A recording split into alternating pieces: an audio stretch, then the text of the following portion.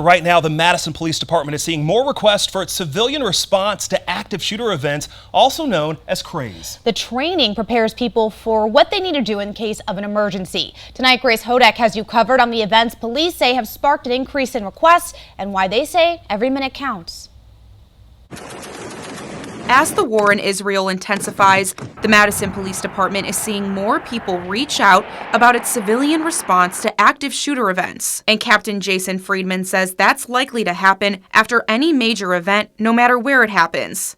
A terrible event that happens even overseas, that will also, depending on what it is, but this is certainly one that has understandably increased concerns in certain aspects of our community. He says they want people to have the tools and techniques to increase the chances of survival and end the threat early.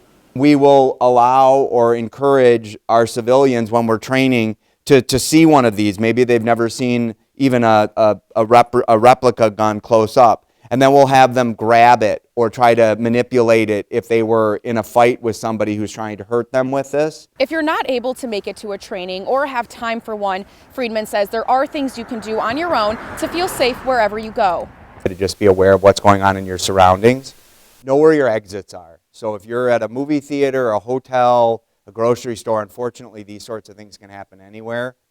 At least have an idea if you had to get out quickly, how you would do that. He says it takes police about 3 minutes to respond to an active shooter. So in the case of an emergency, every moment counts. The more layers of training somebody gets, the more they'll be able to respond under stress and under crisis. In Madison, Grace Hodak, 27 News.